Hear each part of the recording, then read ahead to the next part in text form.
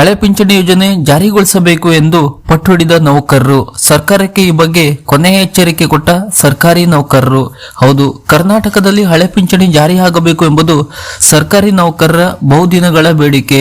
2004ರಲ್ಲಿ ಕೇಂದ್ರ ಸರ್ಕಾರ ಹಳೆ ಪಿಂಚಣಿ ಯೋಜನೆಯನ್ನು ರದ್ದುಗೊಳಿಸಿ ರಾಷ್ಟ್ರೀಯ ಪಿಂಚಣಿ ಯೋಜನೆಯನ್ನು ದೇಶದಾದ್ಯಂತ ಅನ್ವಯಿಸಿತು. ಅಂದಿನಿಂದಲೂ ಸರ್ಕಾರಿ ನೌಕರರು ಹಳೆ ಪಿಂಚಣಿ ಯೋಜನೆ ಮರು ಜಾರಿಗೆ ರಾಜ್ಯ ಸರ್ಕಾರಿ ನೌಕರರು ಒತ್ತಾಯಿಸುತ್ತಲೇ ಬಂದಿದ್ದಾರೆ. ಇನ್ನು ಸರ್ಕಾರಿ ನೌಕರರ ಬೇಡಿಕೆಗೆ ಮಣಿದಿರುವ ಮುಖ್ಯಮಂತ್ರಿ ಸಿದ್ದರಾಮಯ್ಯ ಅವರು ಹಳೆ ಪಿಂಚಣಿ ಮರು ಜಾರಿಯ ಭರವಸೆಯನ್ನು ಕೂಡ ಈಗಾಗಲೇ ನೀಡಿದ್ದಾರೆ.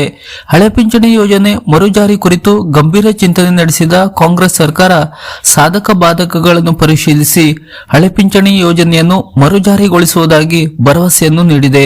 ಇತ್ತ ಸರ್ಕಾರಿ ನೌಕರರ ಬಹುದಿನದ ಬೇಡಿಕೆಯಾಗಿರುವ ಹಳೆ ಪಿಂಚಣಿ ಯೋಜನೆ ಕುರಿತು ರಾಜ್ಯ ಸರ್ಕಾರಿ ನೌಕರರು ಎನ್ಪಿಎಸ್ ರದ್ದುಪಡಿಸಿ ಹಳೆ ಪಿಂಚಣಿ ವ್ಯವಸ್ಥೆಯನ್ನೇ ಮರು ಜಾರಿಗೊಳಿಸುವಂತೆ ಕೋರಿ ರಾಜ್ಯ ಸರ್ಕಾರಿ ನೌಕರರ ಸಂಘವು ರಾಜ್ಯ ಸರ್ಕಾರದ ಎನ್ಪಿಎಸ್ ಅಧ್ಯಯನ ಸಮಿತಿಗೆ ಮನವಿಯನ್ನು ಸಲ್ಲಿಸಿದೆ. ರಾಜ್ಯ ಸರ್ಕಾರಿ ನೌಕರರ ಸಂಘವು ಎನ್ಪಿಎಸ್ ರದ್ದುಪಡಿಸಿ ಹಳೆ ಪಿಂಚಣಿ ಯೋಜನೆ ಮರು ಜಾರಿಗೊಳಿಸಲು ಒತ್ತಾಯಿಸಿದೆ.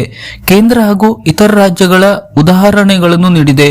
ಸಮಿತಿ ಅಧ್ಯಕ್ಷರಾದ ಹೆಚ್ಚುವರಿ ಮುಖ್ಯ ಕಾರ್ಯದರ್ಶಿ ಉಮಾ ಮಹಾದೇವನ್ ನೇತೃತ್ವದಲ್ಲಿ ಸೋಮವಾರ ನಡೆದ ಸಭೆಯಲ್ಲಿ ಸಂಘದ ರಾಜ್ಯಾಧ್ಯಕ್ಷರಾದ ಸಿಎಸ್ ಷಡಾಕ್ಷರಿ ಅವರು ಹಳೆ ಪಿಂಚಣಿ ಯೋಜನೆಯನ್ನೇ ಮರು ಜಾರಿಗೊಳಿಸುವಂತೆ ರಾಜ್ಯ ಸರ್ಕಾರಕ್ಕೆ ಶಿಫಾರಸನ್ನು ಮಾಡಲು ಪೂರಕವಾದ ದಾಖಲೆ ಮಾಹಿತಿಯನ್ನು ಸಲ್ಲಿಸಿ ಮನವಿಯನ್ನು ಮಾಡಿದ್ದಾರೆ. ಎನ್ಪಿಎಸ್ ನೌಕರರಿಗೆ ನಿವೃತ್ತಿ ನಂತರ ಯಾವುದೇ ಆರ್ಥಿಕ ಭದ್ರತೆ ಇಲ್ಲದಿರುವುದರಿಂದ ಎನ್ಪಿಎಸ್ ಯೋಜನೆ ರದ್ದುಪಡಿಸಿ ಹಳೆಯ ಪಿಂಚಣಿ ಯೋಜನೆ ಮರು ಜಾರಿಗೊಳಿಸಬೇಕು. ಹಾಲಿ ಎನ್ಪಿಎಸ್ ನೌಕರರ ವೇತನದಿಂದ ಕಟಾವಣೆ ಮಾಡುತ್ತಿರುವ ವಂತಿಗೆ ಮೊತ್ತ ನಿಲ್ಲಿಸಬೇಕು. ಈವರೆಗೆ ಎನ್ಪಿಎಸ್ ನೌಕರರಿಂದ ಕಟಾವಣೆಗೊಳಿಸಿರುವ ಎನ್ಪಿಎಸ್ ವಂತಿಗೆ ಮೊತ್ತವನ್ನು ಸಂಬಂಧಪಟ್ಟ ನೌಕರರ ಜಿಪಿಎಫ್ ಖಾತೆ ತೆರೆದು ಆ ಮೊತ್ತವನ್ನು ಅವರ ಖಾತೆಗೆ ಜಮಾಗೊಳಿಸಬೇಕು. ಸಂಘ ಸಲ್ಲಿಸಿದ ಮಾಹಿತಿ ಆಲಿಸಿದ ಸಮಿತಿಯು ಎನ್ಪಿಎಸ್ ಯೋಜನೆ ರದ್ದುಪಡಿಸಿ ಓಪಿಎಸ್ ಯೋಜನೆಯನ್ನು ರಾಜ್ಯದಲ್ಲಿ ಮರು ಜಾರಿಗೊಳಿಸಲು ಪೂರಕವಾಗುವ ಸಮಗ್ರ ಶಿಫಾರಸು ವರದಿಯನ್ನು ಶೀಘ್ರವಾಗಿ ಸರ್ಕಾರಕ್ಕೆ ಸಲ್ಲಿಸುವ ಭರವಸೆಯನ್ನು ಕೂಡ ನೀಡಿದೆ. ಪ್ರಣಾಳಿಕೆಯಲ್ಲಿ ನೀಡಿದ ಭರವಸೆಯಂತೆ ಓಪಿಎಸ್ ಜಾರಿಗೊಳಿಸಲು ಕ್ರಮ ವಹಿಸಬೇಕು. ನೌಕರರಿಂದ ತೀವ್ರ ಒತ್ತಡವಿದ್ದು ಹೋರಾಟದ ಹಾದಿ ತುಳಿಯುವ ಅನಿವಾರ್ಯತೆಗೆ ಸರ್ಕಾರ ಅವಕಾಶ ನೀಡದೆ ಸ್ಪಂದಿಸುವಂತೆ ಮನವಿ ಮಾಡಲಾಗುವುದೆಂದು ರಾಜ್ಯ ಸರ್ಕಾರಿ ನೌಕರರ ಸಂಘದ ಅಧ್ಯಕ್ಷರಾದ ಸಿಎಸ್ ಷಡಾಕ್ಷರಿ ಅವರು ಹೇಳಿದ್ದಾರೆ.